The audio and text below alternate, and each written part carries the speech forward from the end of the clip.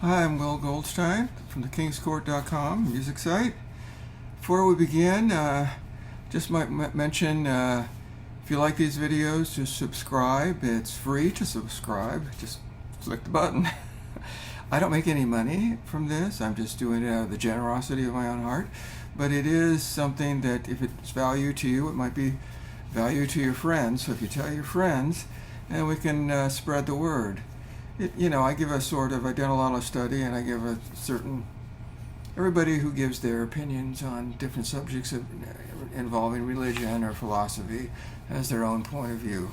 So this is my point of view. So the title of this video is, or the subject, God, His Divine Counsel, and the Court of the King.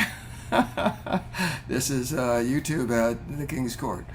Obviously, I'm not the king. So the idea behind this is there's other powers in the universe. And we just think of angels and demons and devils and things like that. But there are divine powers, and that's what the subject of this video is. So I'm going to start with Genesis 1:26. And God said, "Let us make man in our image, after our likeness." So right off the bat, when you see in the last video on Elohim, God is also referring to supernatural beings, okay, from in the heavenly realm.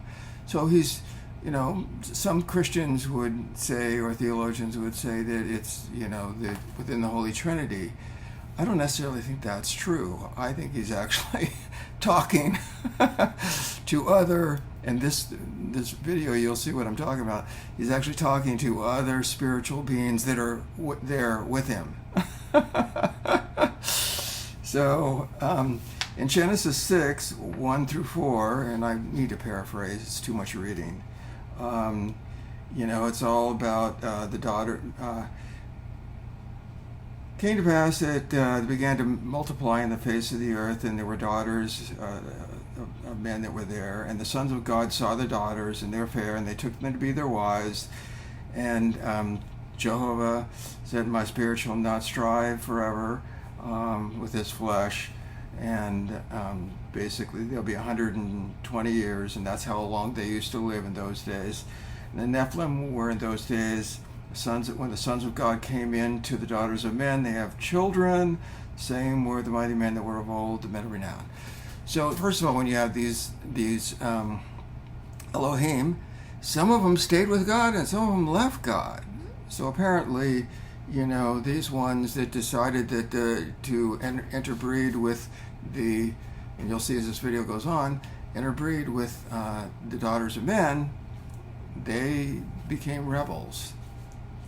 So now we're at Genesis 11:4-9. So then this is all about the Tower of Babel.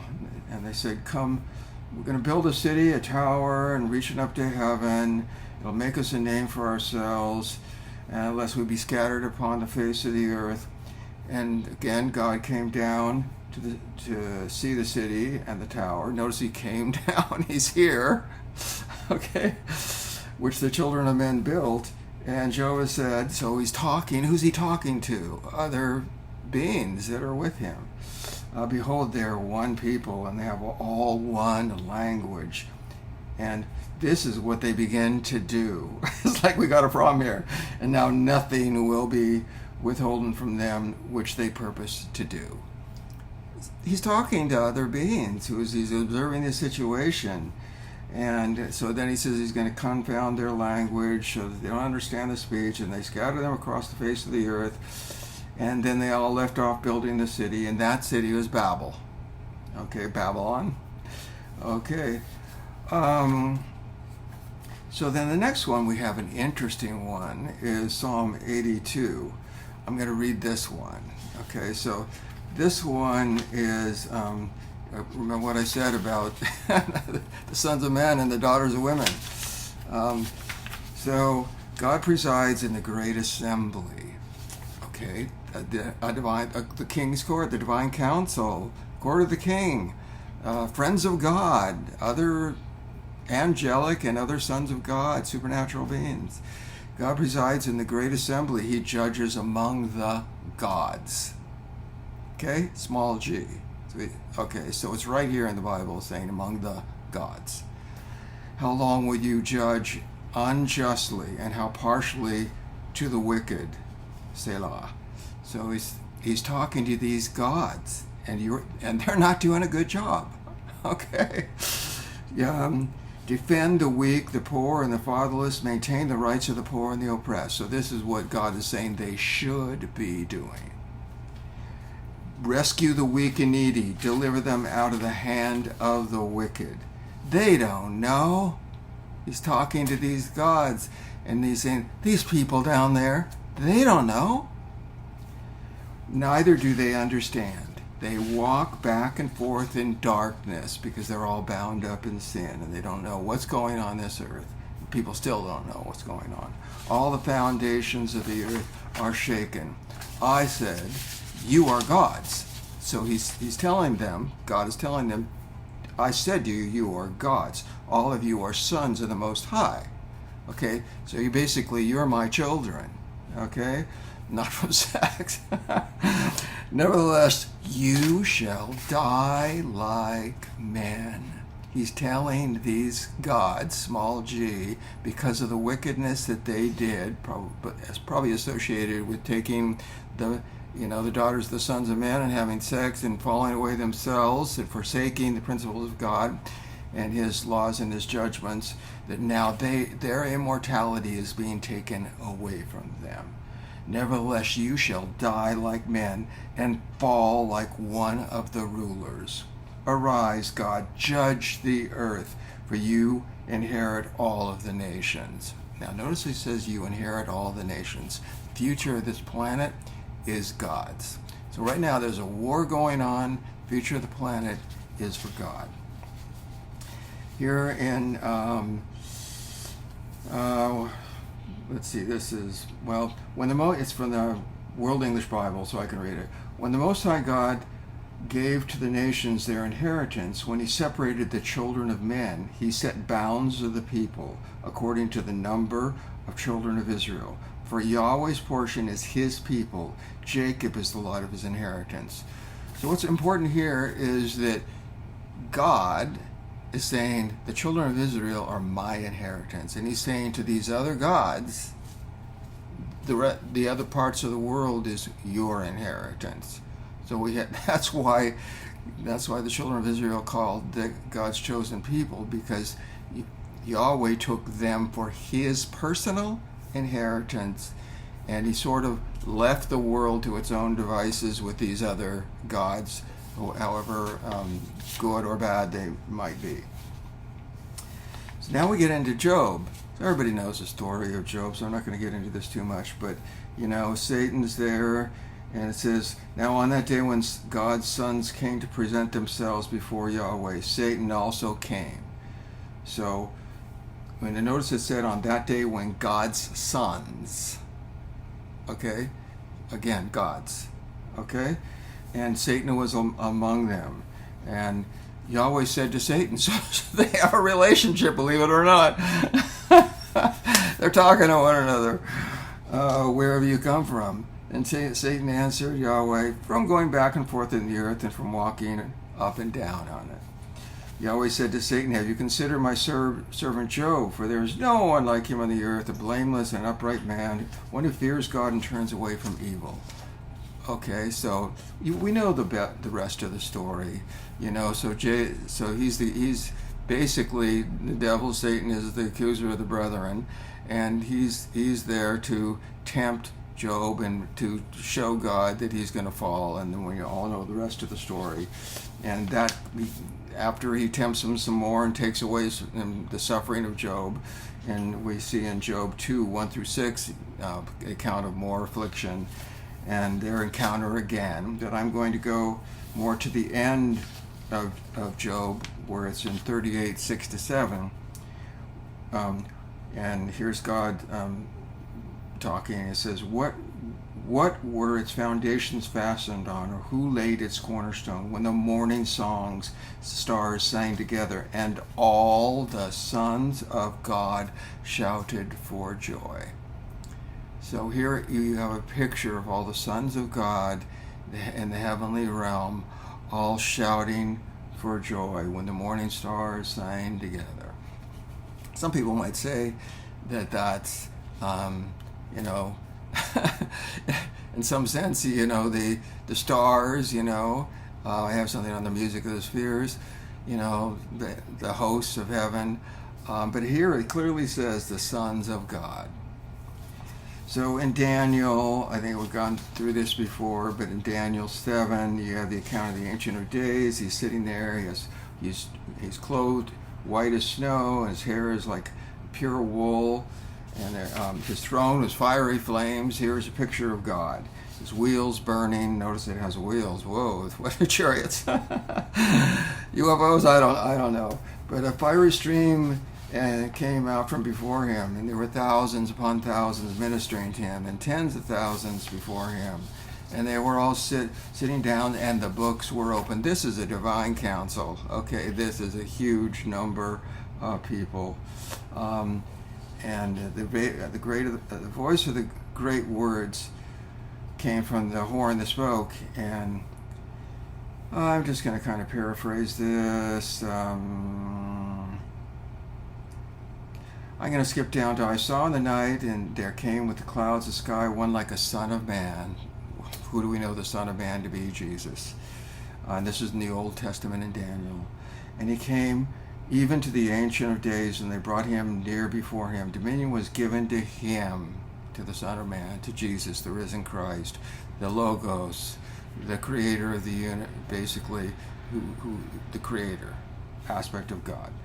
To the Ancient of Days, and brought him before him. Dominion was given him, glory and kingdom, that all the peoples, nations, and languages should serve him. His dominion is an everlasting dominion which will not pass away, and his kingdom one that which will not be destroyed. So is the exaltation before God sitting on the throne with all the flames of fire coming out, a picture of God, and giving praise to his Son. So then in Kings, we have, I saw Yahweh sitting on his throne. This is in 1 Kings 22:19-22, and all the army of heaven standing by him, at his right hand and his left. And Yahweh said, who will entice Ahab, that he may go and fall at Ramoth Gilead? One said one thing, and another said another. So it's a divine council again. They're talking with one another, and God's present there, and they're coming up with a solution. And his spirit came out, stood before Yahweh, and said, I will entice him. So it's, I'll do the job for you, God. So, and then in Zechariah, there was a measuring line, and he's measuring Jerusalem, its width and its breadth, and this is in Zechariah 2. And the angel talked one out, and another angel came to meet him. Run, speak to this one, saying, Jerusalem will be inhabited as villages without walls because of the multitudes of men and livestock.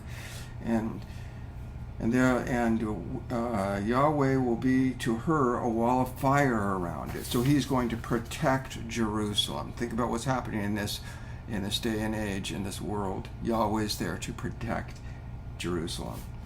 And I will be the glory in the middle of her. Okay? And so then, basically, anyone who plunders Jerusalem and goes after them, Yahweh is going to be there, and they're in for a lot of trouble. I will shake my hand over them, and they will be a plunder to those who serve them, and you will know that Yahweh of armies has sent me. And then we're coming to, not going to really make it here, but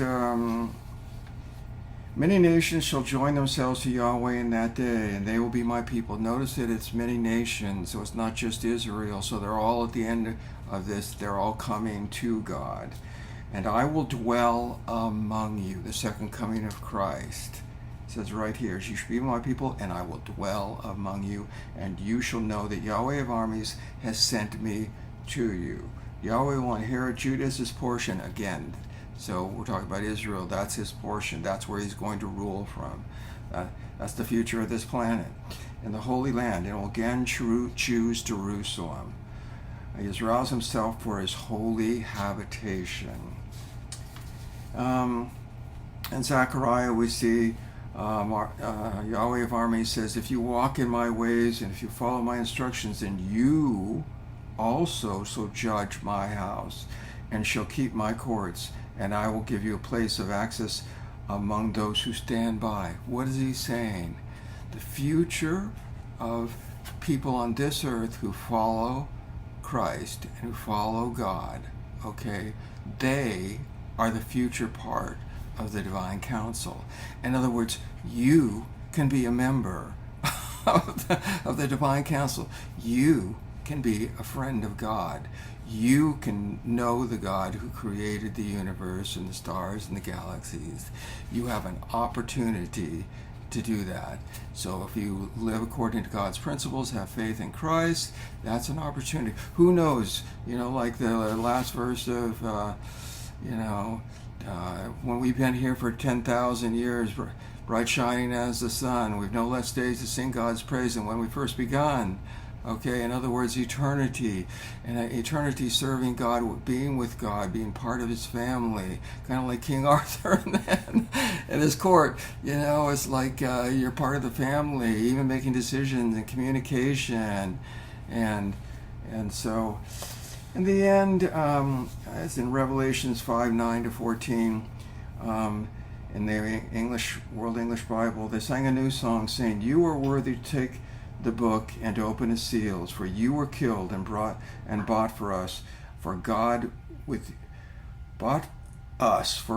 your blood out of every tribe, language, people, and nation." Notice it's the whole world, so there's people from everywhere, "and made us kings and priests for our God." There you go, part of the divine council. "And we will reign on the earth," with God on the earth. "And I saw and I heard something like a voice of many angels around the throne, the living creatures and the elders." So there's a kind of like a hierarchy of angelic beings and sons of God in this divine council. "The number of them was 10,000s of 10,000s and thousands of thousands. They were all saying with a loud voice, 'Worthy is the Lamb who was slain.'" The Lamb is obviously Christ, who died on the cross, "who has been killed to receive the power, wealth, wisdom, strength, honor, glory, and blessing." So because of his death and what he did for humanity to save humanity from the likes of the devil, that is why all this praise and honor is going to him. "And I heard every created thing which was in heaven, on the earth, under the earth, and sea, and everything in them," the entire all of nature, okay, "saying, to him who sits on the throne and to the Lamb be the blessing, the honor, the glory, the dominion forever and ever." The four living creatures said, "Amen." Then the elders fell down and worshipped. So everybody is there worshiping. Who are they worshiping at the end? The Lamb that was slain. Jesus Christ, ruler, king of the universe. Please, again, if you like this video, subscribe. Tell your friends.